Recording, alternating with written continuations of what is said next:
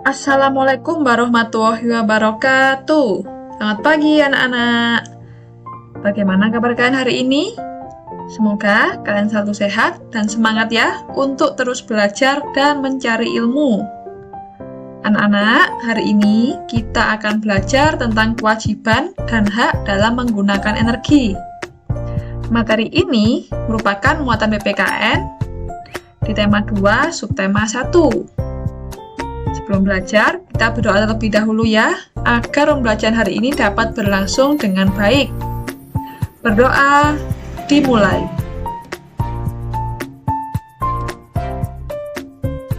Berdoa selesai. Tujuan pembelajaran pada hari ini, yang pertama, kamu bisa mengetahui pengertian kewajiban. Yang kedua, kamu bisa mengetahui pengertian hak. Dan yang ketiga, kamu bisa memberikan contoh kewajiban dan hak dalam menggunakan energi. Baik, kita mulai ya anak-anak.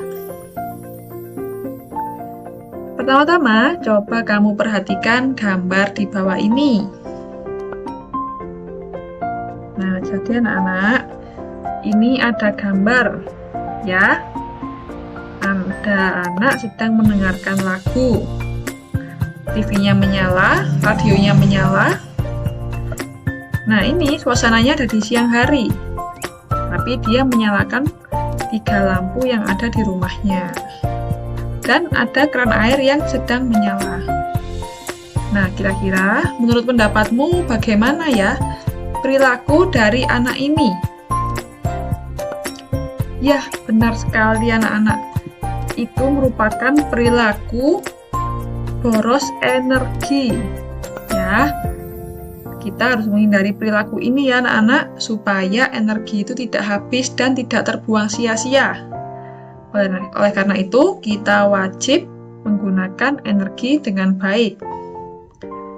Nah, apa sih kewajiban dan hak itu?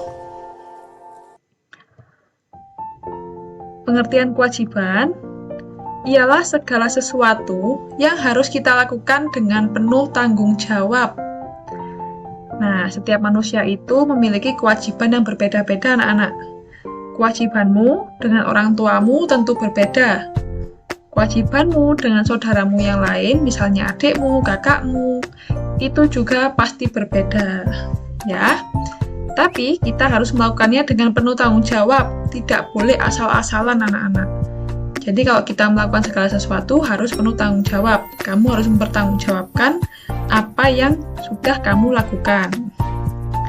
Nah, apa sih contohnya kewajiban itu? Yang pertama, karena kamu adalah pelajar, tentu saja kewajibanmu adalah belajar, ya. Yang kedua, membantu orang tua. Nah, ya, jadi orang tua itu wajib dibantu anak-anak supaya orang tuamu itu tidak terlalu capek dan bisa melakukan kegiatan yang lainnya. Kemudian, tentu saja kamu harus menghemat energi. Apalagi sekarang sedang pembelajaran online ya. Kamu pasti sering menggunakan HP, listrik, ya. Jadi kamu harus tetap menghemat energi. Nah, setelah melakukan kewajiban, kamu akan mendapatkan hak. Apa sih hak itu? Hak adalah segala sesuatu yang kita dapatkan setelah melakukan kewajiban. Nah, setelah kamu melakukan kewajibanmu tadi, seperti belajar, membantu orang tua, menghemat energi, nah kamu itu bisa mendapatkan hakmu. Nah, apa contohnya? Yang pertama ialah bermain. Ya, jadi setelah belajar, kamu boleh bermain. Bukan bermain dulu, baru belajar. Ya, jadi kita harus melaksanakan kewajiban kita dulu, baru mendapatkan hak.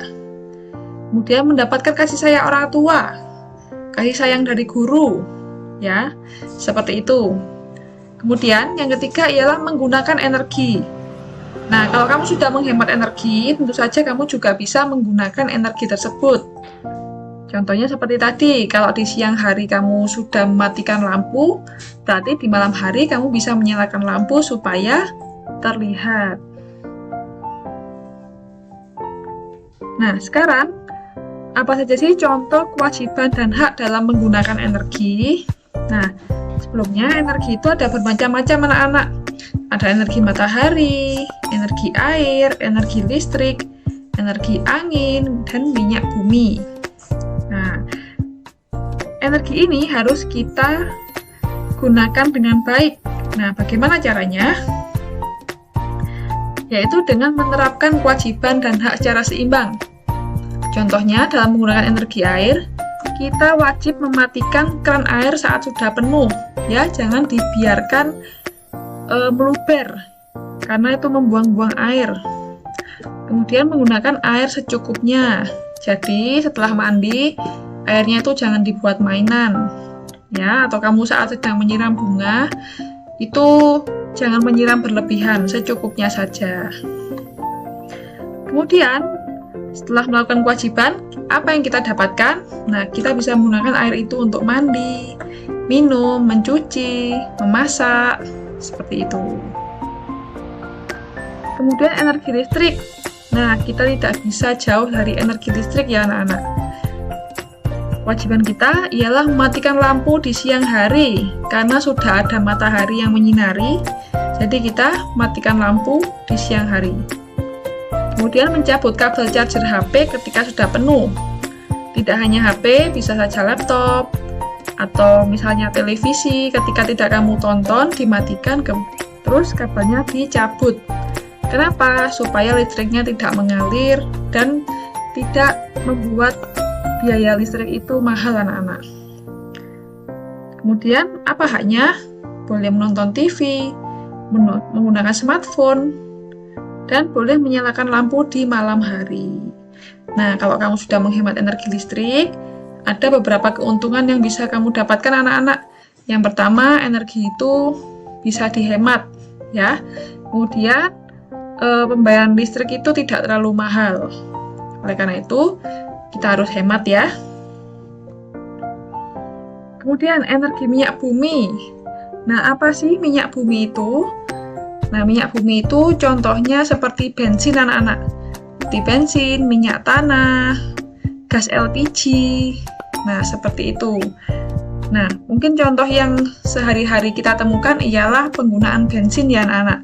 Saat kamu hendak ke sekolah, atau ke pasar, atau ke rumah saudaramu, pasti tidak lepas menggunakan kendaraan bermotor. Nah, kendaraan bermotor itu menggunakan bensin. Apa kewajibannya?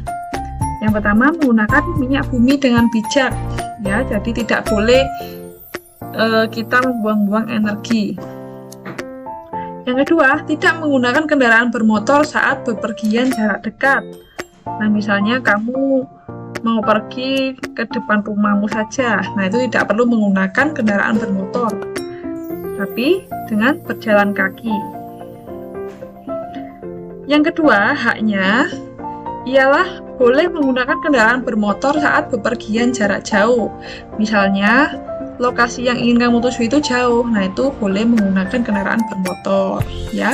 Atau boleh menggunakan transportasi umum supaya lebih hemat energi dan polusi, ya.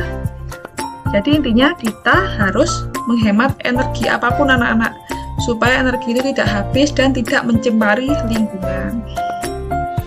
Nah, mulai dari sekarang, ayo kita hemat energi untuk masa depan, ya. Matikan lampu dan peralatan saat tidak digunakan. Kemudian buang sampah sesuai jenisnya dan matikan air saat tidak digunakan. Begitu. Baik anak-anak, terima kasih. Mungkin itu yang bisa Bu Yanti sampaikan. Tetap sehat dan semangat ya. Jangan lupa 5M dan menjaga protokol kesehatan. Terima kasih. Yanti akhiri. Wassalamualaikum warahmatullahi wabarakatuh. Sampai jumpa anak-anak. Dadah.